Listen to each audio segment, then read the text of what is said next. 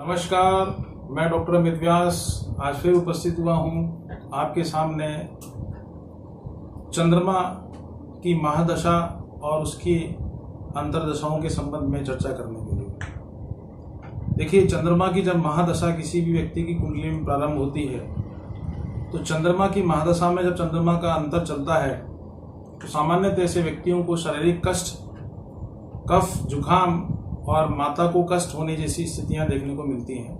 तो ऐसी स्थिति में ऐसे व्यक्तियों को चाहिए कि वो इस चंद्रमा की महादशा और चंद्रमा के अंतर्दशा में प्रतिदिन शिव जी को जल चढ़ाएं और महामृत्युंजय का जाप कराएं और हो सके तो सफेद वस्त्र अधिक से अधिक पहने और 4.25 या 5.25 रत्ती का मोती कनिष्ठिका उंगली में धारण करने से इसके दुष्प्रभावों को कम किया जा सकता है।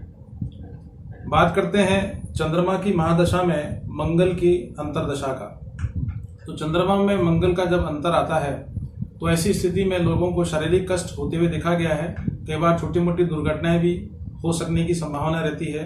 तो ऐसे व्यक्तियों को चाहिए कि वो अनामिका उंगली में 5.25 रत्ती का मूंगा सोने में या तांबे में धारित कर सकते हैं और बजरंग बाण का पाठ और हनुमान चालीसा का पाठ ब्रह्मचर्य का पालन करते हुए करने से इसके काफी सुखद परिणाम देखने को मिलते हैं। बात करते हैं चंद्रमा की महादशा में राहु की अंतर्दशा का। तो चंद्रमा की महादशा में जब राहु का अंतर चालू होता है तो एक तो ग्रहण हम उसको कहते हैं ज्योतिष की भाषा में, और ऐसे व्यक्तियों को सामान्यतः खुद को भी शारीरिक कष्ट होता है, परिवार के कन्या संतति यानी जो महिला सदस्य हैं उनके स्वास्थ्य में भी गिरावट होने की संभावना होती हुई देखी गई है। तो ऐसी स्थिति में हनुमान जी को मंगलवार और शनिवार को चोला चढ़ाएं और दुर्गा सप्तशती का पाठ स्वयं करें या किसी सुयोग्य पंडित से अपने घर में उसका आयोजन कराएं। और दूसरा, कुंवारी कन्याओं को या 7 कुंवारी कन्याओं को किसी मंगलवार के दिन भोजन करा सकते हैं, मगर मंगलवार शुक्ल पक्ष का ही होना चाहिए। दूसरी बात जो सबसे महत्वपूर्ण है, ऐसे व्यक्तियों को जीवन पर्यंत ही सूर्य को जल चढ़ाने के साथ साथ शिव जी को जल चढ़ाने से काफी अच्छे लाभ देखने को मिलते हैं। बात करते हैं चंद्रमा की महादशा में गुरु का अंतर दशा का फल। तो ऐसी स्थिति में ऐसे व्यक्तियों को चाहिए कि वो विष्णु सहस्त्र नाम का पाठ करें, पीले वस्त्र अधिक से अधिक पहने और हो सके तो अपने घर में अपनी बड़ी बहन अथवा माताओं का आशीर्वाद लेने के साथ साथ में उनके जो भी शारीरिक कष्ट हैं उनको दूर करने के लिए प्रदोष का व्रत प्रारंभ कर देना चाहिए, क्योंकि प्रदोष का व्रत करने से ऐसा माना जाता है और ऐसा देखा भी गया है कि वो सभी प्रकार के शारीरिक, मानसिक और आर्थिक जो भी दोष होते हैं आपके जीवन में उनको आसानी से खत्म कर दिया जाता है। और प्रदोष का व्रत करने से जहां व्यक्ति को आर्थिक संपन्नता प्राप्त होती है वहीं उसके भाग्य में भी वृद्धि होती है। बात करते हैं चंद्रमा की महादशा में शनि के अंतर की।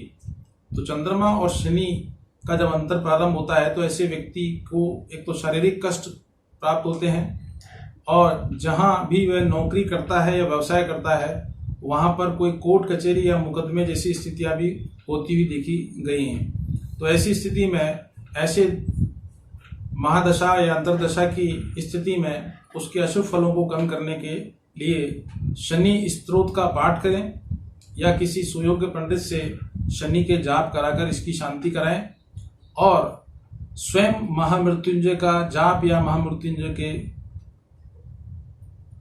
फलों को प्राप्त करने के लिए अपने घर में प्रतिदिन 108 बार महामृत्युंजय का जाप करें। बात करते हैं चंद्रमा की महादशा में बुध का अंतर होने पर प्रभावशीलता को लेकर। तो ऐसी स्थिति में व्यक्तियों को चाहिए कि वो पक्षियों को दाना डाले, कबूतरों को ज्वार डाले और गणेश अथर्वशीष का पाठ करने के साथ साथ में शिव जी के मंदिर जाकर कार्तिकेय जी को लड्डू का भोग लगाएं और बुधवार का व्रत करने से इसके दुष्प्रभावों को आप आसानी से कम कर सकते हैं। और हो सके तो 4.25 रत्ती का या 5.25 रत्ती का पन्ना आप कनिष्ठिका उंगली में भी धारित कर सकते हैं।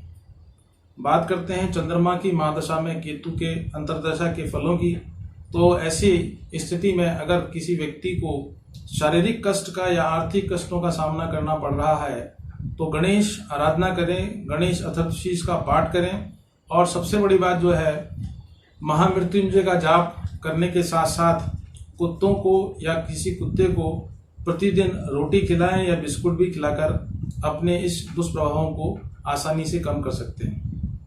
बात करते हैं चंद्रमा की महादशा में शुक्र के अंतर की। तो चंद्रमा की महादशा में जब शुक्र का अंतर प्रारंभ होता है तो सबसे बड़ी बात यह है कि घर में जो महिला वर्ग है उसको शारीरिक कष्ट होता है। घर में जो छोटी कन्याएं हैं यानी जिनकी उम्र 14 साल से कम है उनको शारीरिक कष्ट होते हुए भी देखा गया है। और ऐसे व्यक्तियों की चूंकि विदेश यात्राएं तो होती हैं मगर कई बार उन्हें आर्थिक समस्याओं का भी सामना करते हुए देखा गया है। तो ऐसी स्थिति में दुर्गा सप्तशती का पाठ करने से या दुर्गा जी की प्रतिमा या फोटो अपने घर में लगाकर हर शुक्रवार को उसके आगे घी का दीपक जलाकर दुर्गा सप्तशती के पाठ करने से उसकी शांति की जा सकती है या उसके दुष्प्रभावों को कम किया जा सकता है। अगर हो सके तो चावल खाना कम कर दें जिससे कि शारीरिक कष्ट जो अगर हो रहे हैं उनको आप आसानी से कम कर सकते हैं। बात करते हैं चंद्रमा की महादशा में सूर्य के अंतर की। चूंकि चंद्रमा और सूर्य में मित्रता है मगर जब अंतरदशा या महादशा की बात की जाती है तो चंद्रमा की महादशा में सूर्य का अंतर ज़्यादातर व्यक्तियों को आंखों का रोगी बनाता है और कफ से संबंधित बीमारियां देता है। ऐसे व्यक्तियों को चाहिए कि शिव स्रोत का पाठ करें, ओम नमः शिवाय का जाप करने से इसके अशुभता को कम किया जा सकता है। और आदित्य हृदय स्रोत का पाठ करना बहुत ही आवश्यक है। और प्रतिदिन जल चढ़ाने से जहाँ शारीरिक कष्टों में कमी आती है वहीं आपके यश में भी वृद्धि होती हुई देखी गई है। और अंत में मैं कहना चाहूँगा कि जब चंद्रमा की महादशा चले या चलती है तो अगर आपके शुभ फलों में वृद्धि हो रही है वहीं अगर अशुभ फलों में वृद्धि हो रही है तो मेरे द्वारा बताए गए जो उपाय हैं आप उसका अनुसरण करें। और ज्योतिषीय उपायों को करने के साथ साथ शिव उपासना करना ही श्रेष्ठकर है, लाभकारी है और उन्नतिकारक है। और कोशिश ये कीजिए कि शिव जी की प्रतिदिन जल चढ़ाने से या प्रदोष का व्रत करने से चंद्रमा के अशुभ फलों को आप आसानी से कम कर सकते हैं। चाहे अंतर्दशा चंद्रमा में चंद्रमा की चले या सूर्य की या केतु की या राहु की, किसी का भी अंतर चलेगा, शिव जी की आराधना करने से उसके अशुभ फलों को आप आसानी से कम कर सकते हैं। आज के लिए इतना ही पर्याप्त है। नमस्कार।